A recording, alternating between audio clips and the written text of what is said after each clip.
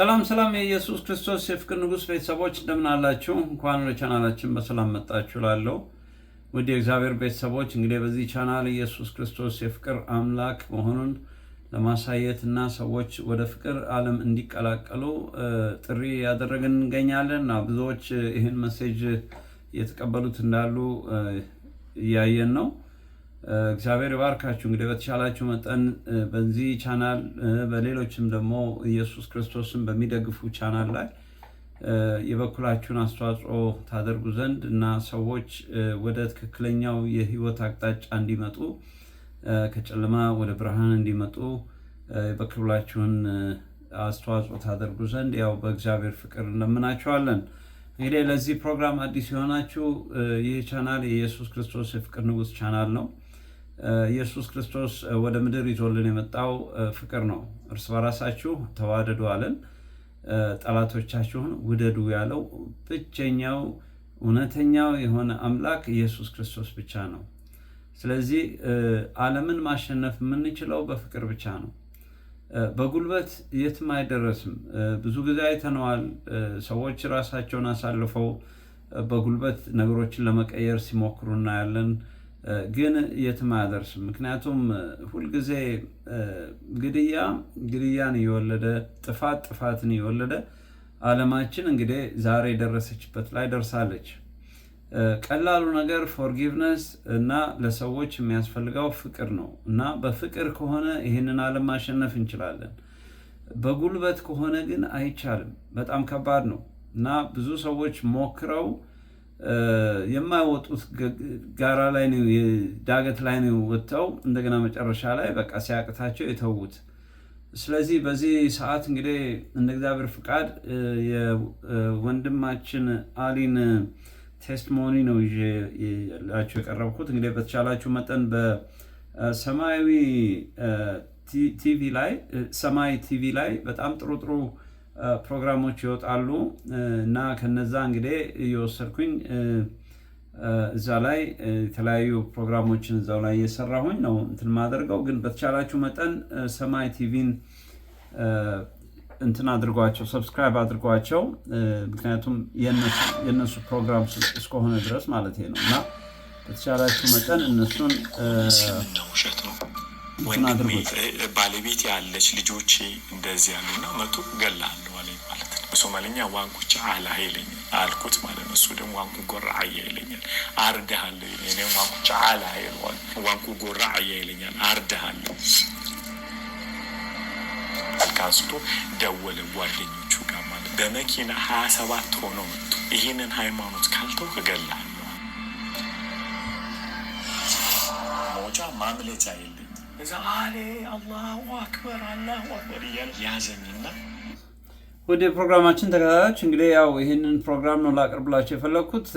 ይህን ፕሮግራም ደግሞ ያው እንዳልኳችሁ ከሰማይ ቲቪ ላይ ነው ያገኘሁት፣ ቲዩብ ላይ። ግን እኔ ለተወሰነ ያህል ነው እዚህ ላይ የምቀርጸው እና ከፊልሙ ጋር እያዤ ነው። በተቻላችሁ መጠን እንዲህ አይነት ፕሮግራሞችን ለሌሎች ሼር አድርጉ። ሰዎች ከጨለማ ማምለጥ አለባቸው፣ ከሰይጣን ስራ ማምለጥ አለባቸው እና ወደ ኢየሱስ ክርስቶስ የፍቅር ዓለም እንዲቀላቀሉ እንድትረዷቸው ጸልያለሁ።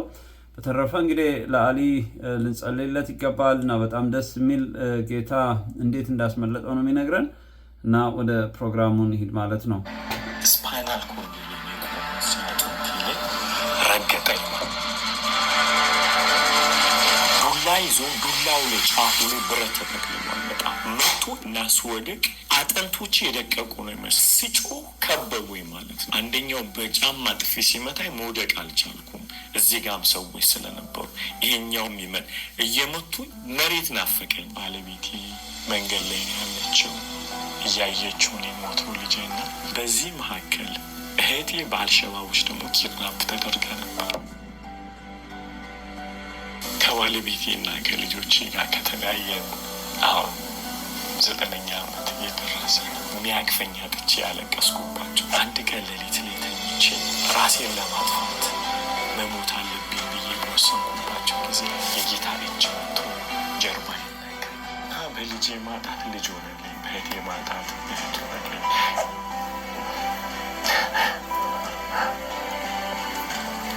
is my everything እና እየጠራው ኢየሱስ ውጭ ምንም የናፍቀኝ እድል ቢሰጠኝ ጌታ ነው የምፈልገው።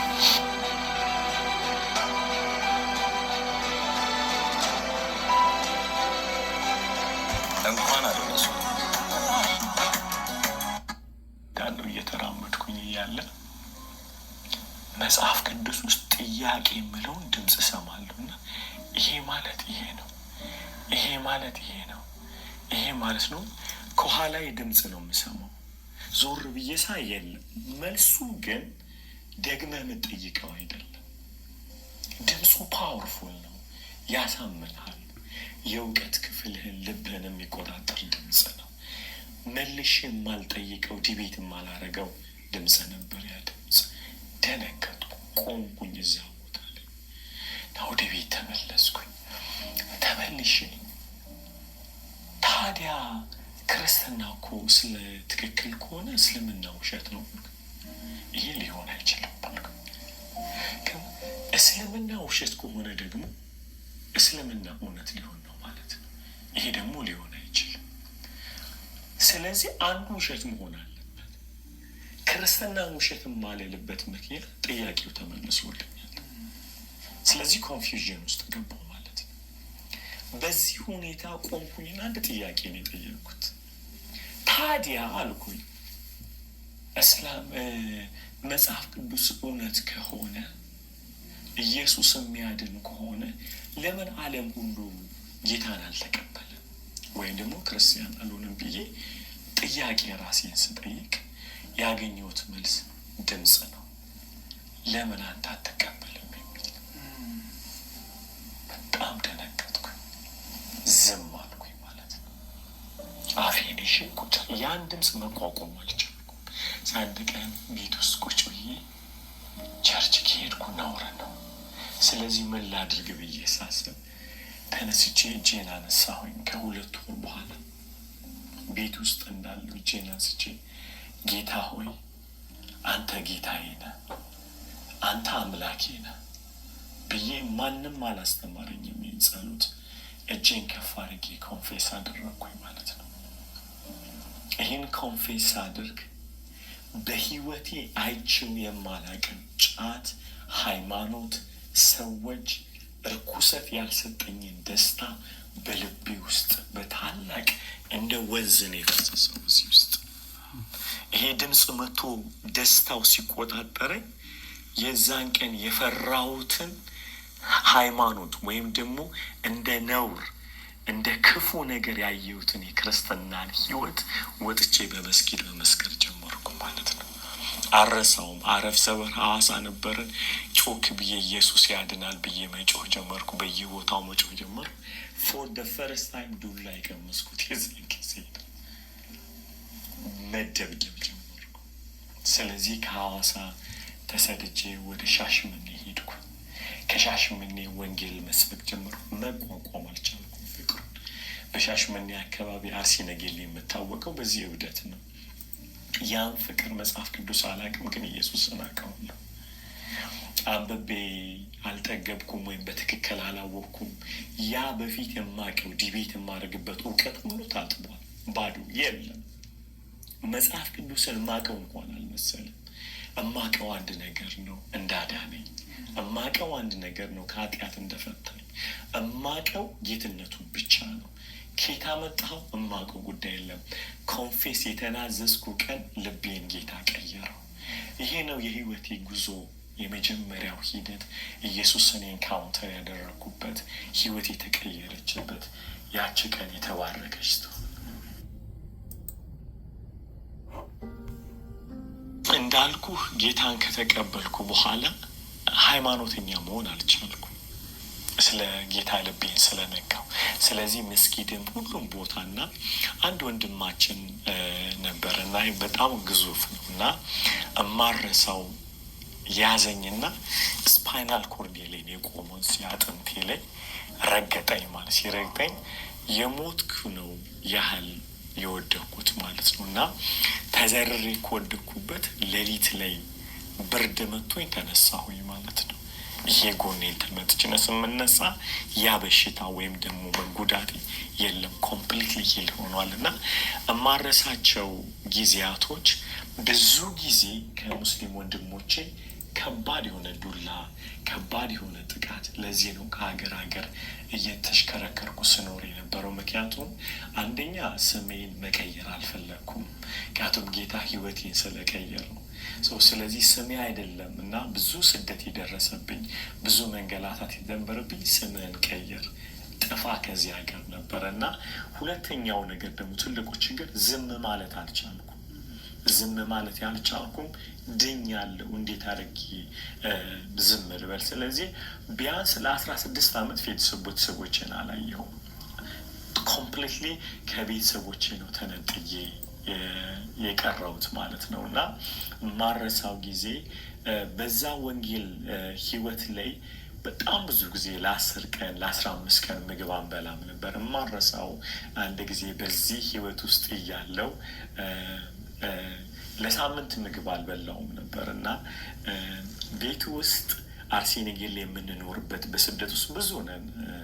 አሁን ያሉ ልጆች አሉ፣ መጋቢዎች አሉ፣ ዘማሪዎች፣ ታወቁ ዘማሪዎችም መጋቢዎችም አሉ እና አብረውኝ አንድ መደብ ላይ ነበር ምንተኛው። የአፈር መደብ ነው እና ለ7 ለ8 ነው ምንተኛው።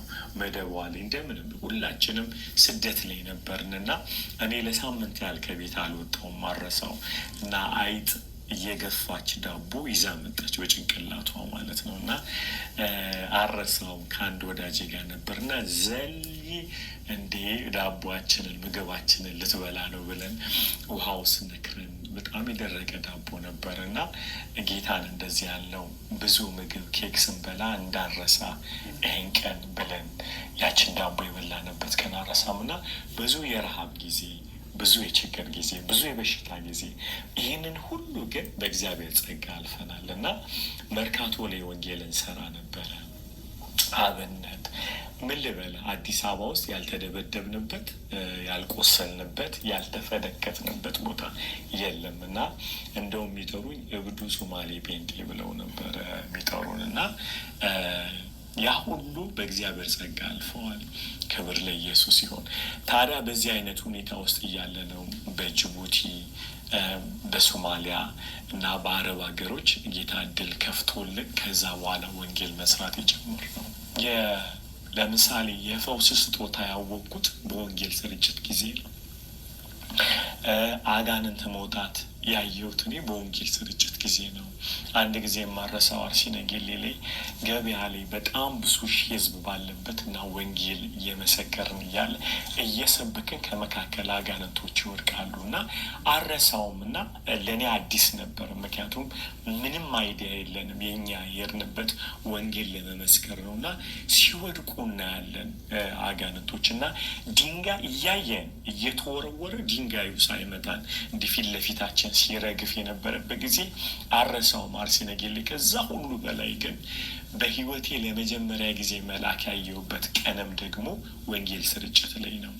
አብነት ላይ አረሳውም እና ማአት ሆነን ወንጌል እየሰበክን እያለ እኔ ተነጥዬ ድንገት እየጮህን ወንጌል እየመሰከርን ትልቅ እብድ ነው ሰውየው እና ዱላ ይዞ ዱላው ላይ ጫፉ ላይ ብረት ተጠቅልሏል በጣም እና ብረት ተጠቅልሎ ዱላው ላይ እና እየመጣ ድንገት ሲመታኝ የስፖንጅ የመታኝ ያህል የተሰማኝ እና መቶ እኔ ግን ወድቅ ያለው እና ስወድቅ አጥንቶቼ የደቀቁ ነው ይመስለው። ምክንያቱም አንደኛ ብረት ነው እያየሁት ነው ጫፉ፣ ሁለተኛ ደግሞ እብድ ነው ኃይል ነበረው እና ስወድቅ ግን የጎዳኝ መሬቱ እንጂ ዱላው አይደለም፣ የመታኝ አይደለም። እና ስነሳ አይዋል አታወድም እያለ እየጮኸ ጥዬው ሄድኩኝ። ሲሄድ ድንገት ህዝብ ቆሟል፣ ተሰብስቧል እና ሲጮህ ከበቡኝ ማለት ነው። እና እማረሳው ከባድ ቀን ነበር ያ ቀን። እና አንደኛው በጫማ ጥፊ ሲመታኝ መውደቅ አልቻልኩም፣ እዚህ ጋም ሰዎች ስለነበሩ ይሄኛውም እየመቱ መሬት ናፈቀኝ ወድቄ ለማለት ማለት ነው። እና ከዛ ጌታው ድረስልኝ ስል አንድ ሰው መጣና አይኑ ከዚህ ዓለም እንዳልሆነ ያስታውቃል። ፊዚካል ባዲው ግን ይህንን ሰው ነው፣ ኖርማል ሰው ነው። አለባበሱ ጠይም ነው። አለባበሱ እማረሳው ሰው ነው እና አይኑ የተለየ ነው። ዩካን ቴል እንትኑ አይኑ ኖርማል አልነበረም። ኮንታክት ሲያደርገኝ ድምፅ ያለው ይመስላል እና እንዲህ አለ ይመቱ ተውት ሲል ጸጥ ብሎ የሚመቱን ሁሉ በአንድ ድምፅ አቆሙና እዚህ ጋር ከጀርባዬ እንደዚህ ዞኝ ከመካከላቸው አወጣኝ እና አወጣኝና ወንድሞችህ በዚህ በኩል ሄደዋልና ተከተላቸው ብቻ ነው ያለኝ። ከዛ እሺ ብዬ ዞር ብዬ ስመለስ የለም ያ ሰው። በእርግጥም የእግዚአብሔር መልአክ ነበር እና እንዲህ ሄድኩኝ። ወንድሞቼ ማለት ቅዱሳንን ነው ያለኝ እና መኪና ይዘው እየጠበቁኝ ነበር። ገብቻ ያመለጥኩ እማረሰው በህይወቴ ትልቅ ኢንካውንተር እና ለወንጌል ስርጭት በተለይ የጎዳና ላይ ወንጌል ለመስበክ አቅም የሚሰጡኝ ትልልቅ ኢንካውንተሮች ጌታ ቤት 20 ምናምን ዓመት አገልግያለሁ። መድረክ ላይ ካገለግልኳቸው አገልግሎቶች ወንጌል ስርጭት ላይ ያየዋቸው ኢንካውንተሮች በጣም ድንቅ ናቸው። አንድ የማረሳው እንዲሁ ወንጌል እየሰበክን እያለ አንድ ሰው እግሩ ሽባ ነው እና በጣም ለወንጌል ካለኝ ማለት የሰዎች መዳን ጉጉት የተነሳ ሄጂ ትፈወሳለህ አልኩት። እኔ ጌታ እንዲቀበል ነው እና ትፈወሳለህ ትቆማለህ ብዬ አልኩት። ባለጠጋት ሆነ ብቻ የሚመጣልኝን መልካም ነገር ሁሉ ነገርኩት እና ምን አለኝ እንዲህ መፈወስ ከሆነማ እቀበላለሁ ሲለኝ ጌታው በቃ አደነኝ አልኩት ማለት ሰር ስንጸልይ እግሩ ተፈወሰ። ስሙ ከድር ይባላል። ከዛ ተነሳ ቆመ እና ጸለይንለት እና ሄድን።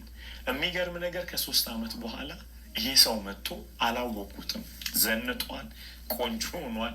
መጥቶ ታገኛለህ ወይ ያለኝ አላውቅም አልኩት። ከድር ይባላለሁ ጸልይልኝ ነበር ያልከው ሁሉ ሆኖልኛል።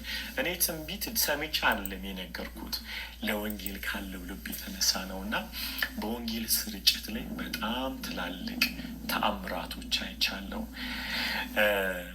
ይሄንን እያለ እንግዲህ 27 ኪሎ ሜትር ወንጌል እየሄድን እንመሰክር ነበረ። ወደ አርሲ ነገሌ በታች ወደ ሻላ ትልልቅ የወንጌል ስርጭቶች የምናደርገው በእግራችን እየሄድን ነው እና ከዛ ጌታ ወደ ጅቡቲ ላከኝ።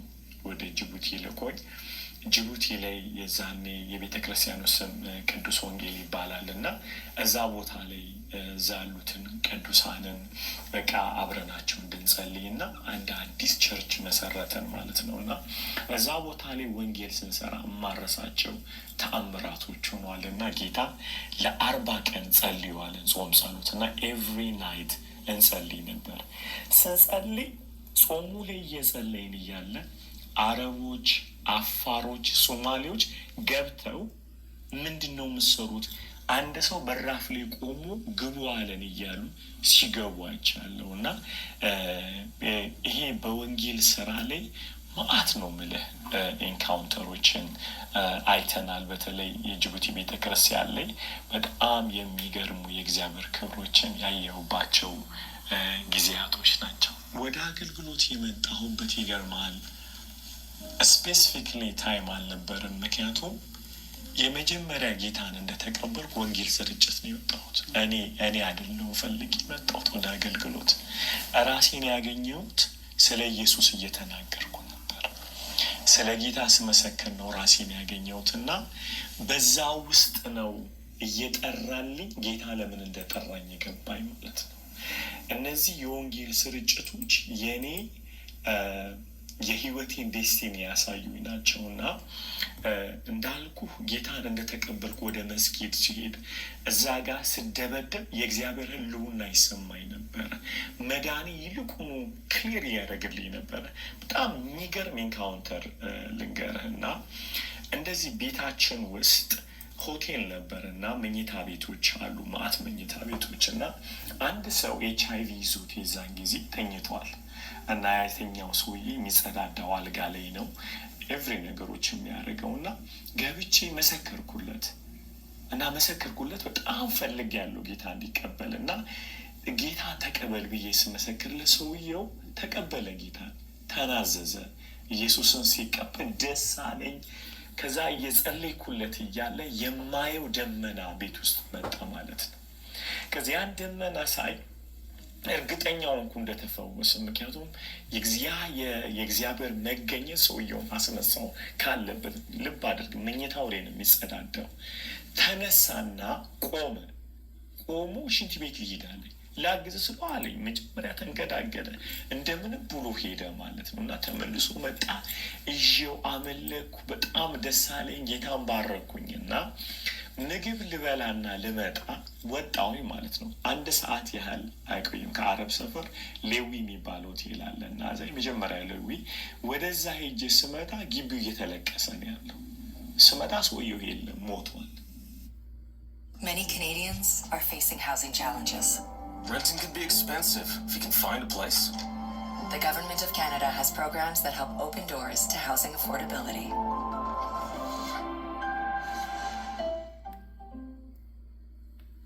ሲሞት for the first time መዳኔን ያረጋገጥኩበት ቀን የዛ ቀን ነው። ሰው ሲያለቅስ እኔ የማላቀው ደስታ ውስጥ ይሰማል። የዘላለም ህይወት ተሰማኝ። አልኩኝ የጌታ መገኘት እዛ ጋር የተገኘው ፈውስ ለካ ህይወቱ ሊታደገው ነበር እንጂ ከበሽታው ሊፈውሰው አልነበረም። ይገርማል። የኔ ተስፋ የነበረው የሚፈወስ ነው። የጌታ መገኘት ግን ህይወቱን ሊያድነው ነው የመጣውና ያ ቀን ለኔ መዳኔን በጣም ያጸናውበት ቀንና በጌታ የኮራውበት ቀን ማረሳው ቀን ነው። እሱን ሰው እየፈጸመ ነው አረሳውም። እና እስቃለሁ፣ ሰው ያለቅሳል፣ እኔ እስቃለሁ። እና አንድ ሰው ምንድነው ሲል ጌታን ተቀብሏል እኮ አልኩት። እኔ መንግስተ ሰማይ የገባው ያህል ነው ስሜት የተሰማኝ ያቺ ቀን። እና በወንጌል ስርጭት ውስጥ ወደ አገልግሎት ውስጥ እየገፋኝ መጣኝ።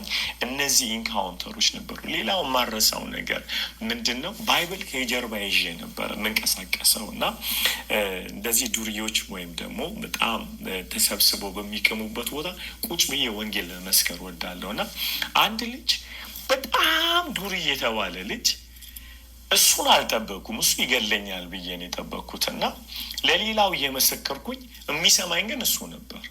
አሁን አገልጋይ ነው የሰው ጌታን ተቀበለ ማለት ነው። እና እነዚህ ነገሮች ለወንጌል እንዲጨክን የወንጌልን አቅም እንዳይ የሚደርስብኝ ከቤተሰቦች መከራ፣ ስደት፣ ዱላ ማልበላቸባቸው ቀናቶች ብዙ ነው። ፓንት ሳላደርግ በሱሪ ብቻ 2 ዓመት ቆይቻለሁ። በጨርቅ ሱሪ ማለት ነው።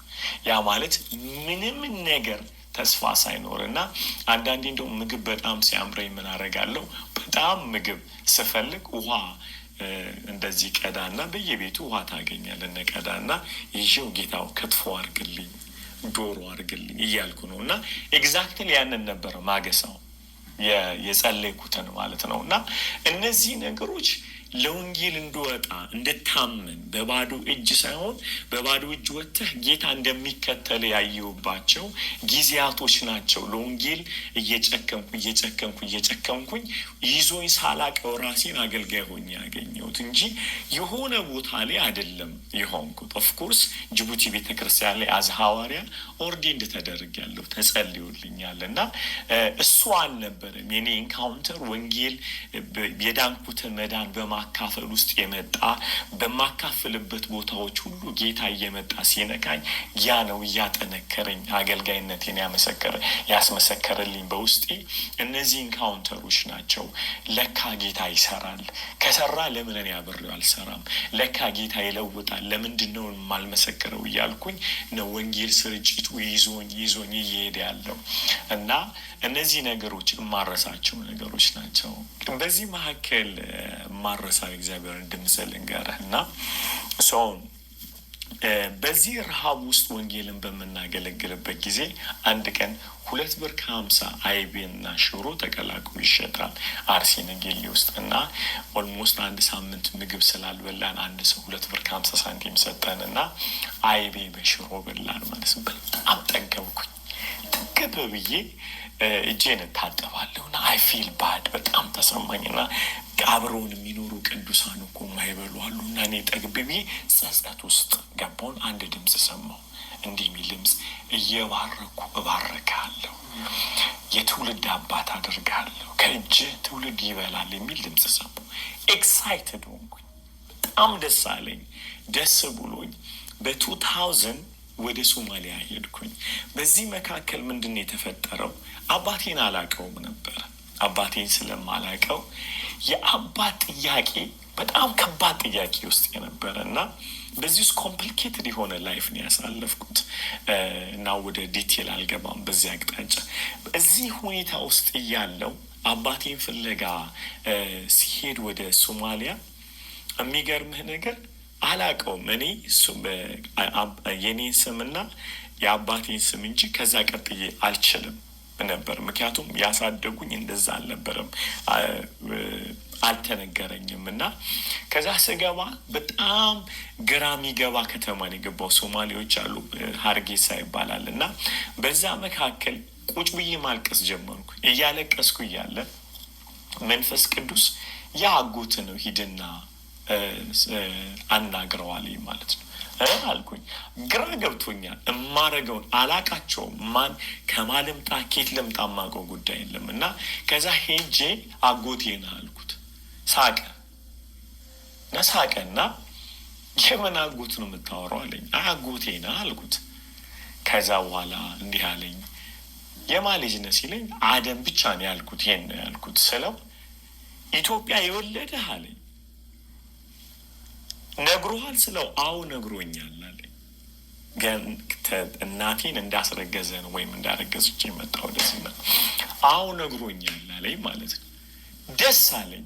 ከዛ ምን አለኝ፣ ሆቴል ያዘልኝ እና አባቴ እዛ ከተማ ስላልነበር ሆቴል ያዘልኝ፣ ምበላውን ሰጠኝ እና እኔ አጎትህ ነኝ አለኝ። ከእኔ ደግሞ የሚቀርብ ሌላ አጎት ደግሞ አለ አለኝ። ዋው አልኩኝ።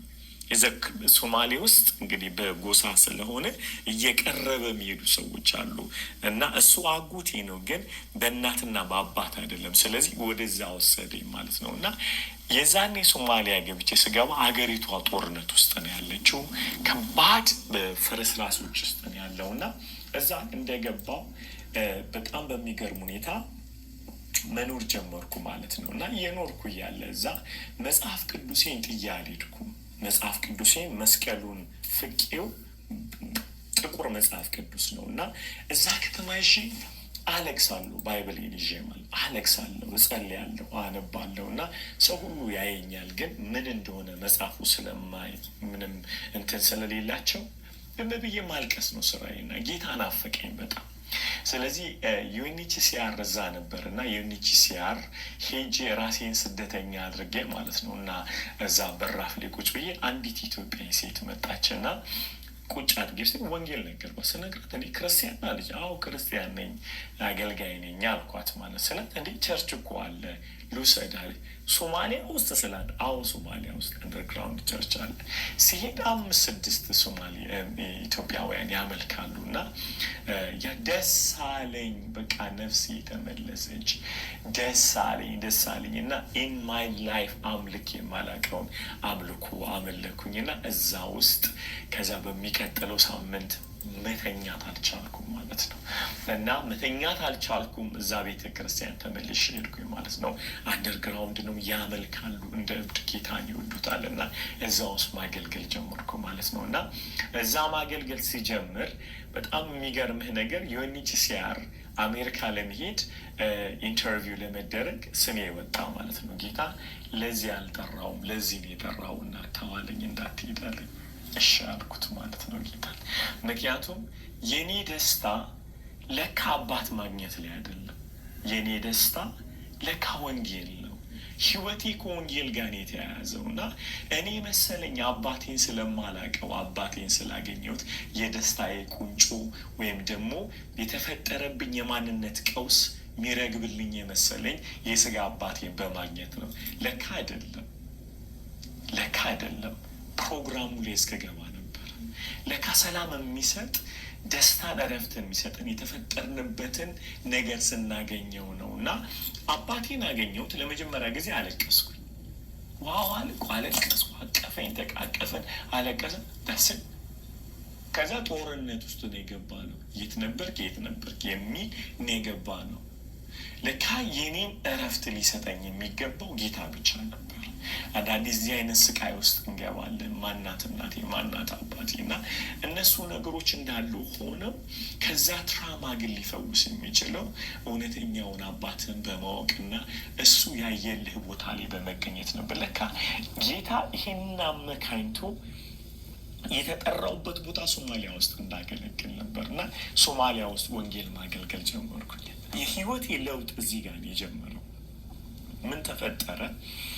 እዛ ቦታ ላይ ባለቤቴ አሁን ያገቧት የካቲት ታደሰ ወይም ዴቃ መሐመድ ትባላለች። እሷ ልታገለግል እዛ መጣች ማለት ነው። እና ስትመጣ እኔ እየሰበኩ ነው፣ እሷ ልዘምር መጣች። እዛ ነው ከባለቤቴ ጋር ለመጀመሪያ ጊዜ የተያየ ነው። እና ፎር ዩ ሰርፕራይዝ እሷም ወን ጓደኛ አላት ልታገባ የምትፈልገው፣ እኔም ጓደኛ አለኝ ላገባ የምፈልገው። እና እዛ ቦታ ላይ መጣ ጸልይልኝ ትለኛለች ባለቤቴ ማለት ነው። ከዛ በኋላ እሺ ጸልይልሻለሁ፣ ምክንያቱም እንደ መሪ እንደ አገልጋይ እዛ ቤተ ክርስቲያን ውስጥ እንዳለ መሪ እጸልይልሻለሁ ብዬ በዚህ ተለያየ ማለት ነው። እና እኔም ጸልይላታለሁ። ስጸልይላት አንድ ቀን ጌታ ለእኔ ሳይሆን ለእሷ ነገራት ማለት ነው። እኔ ባሏ እንደሆንኩ ማለት ነው። እና መታ እንደ ምልክት ነገር ተጠላዋት። ምክንያቱም የዛኔ ጌታ ፍቅር ውስጥ ያበድኩ ጊዜ ነበረ እና ከዛ እግዚአብሔርም ለእኔ ነገረኝ ማለት ነው። በጣም ተናደርኩኝ። በዚህ መካከል እግዚአብሔር የሚገርምህ ነገር ያቺ ልጅ ሚስቴ እንድትሆን እጸልያለሁ፣ እሷን ባሏ ያሰው ባሏ እንዲሆን።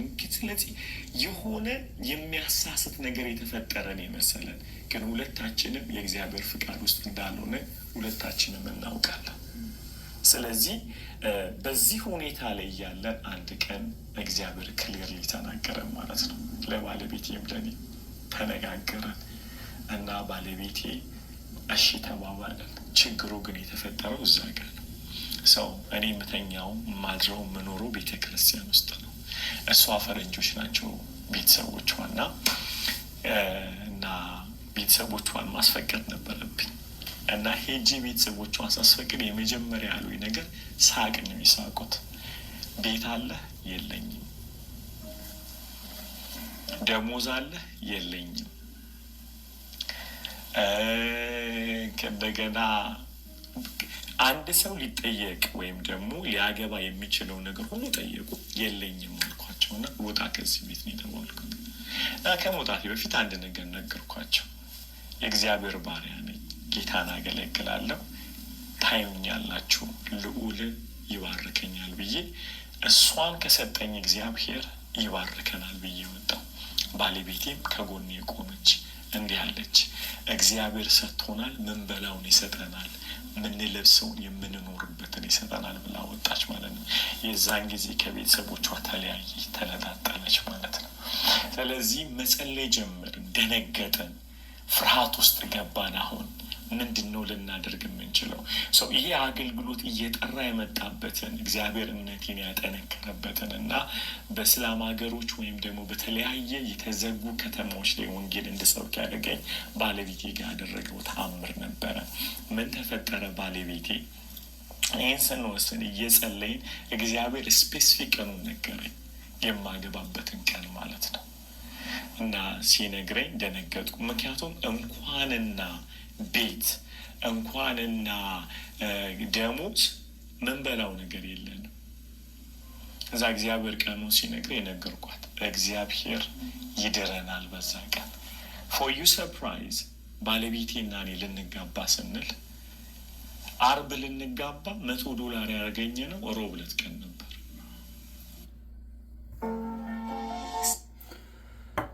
እንግዲህ እግዚአብሔር ቤተሰቦች ቀሪውን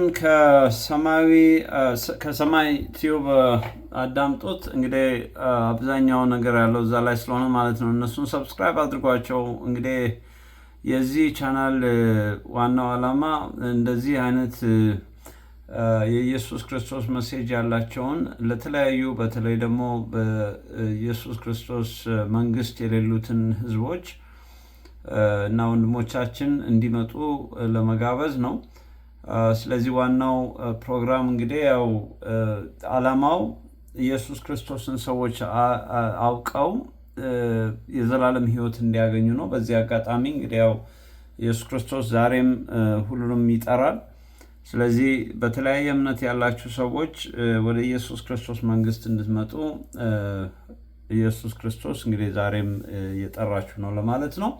በተረፈ እንግዲህ እንደ ጌታ መንፈስ ቅዱስ በሌላ ፕሮግራም በሌላ ጊዜ እስከምንገናኝ ድረስ የዚህ ፕሮግራም አዘጋጅና አቅራቢ ጌትሽ አዲስ ነኝ። መልካም ጊዜ ሁላችሁ ብዬ ሰናብታለሁ።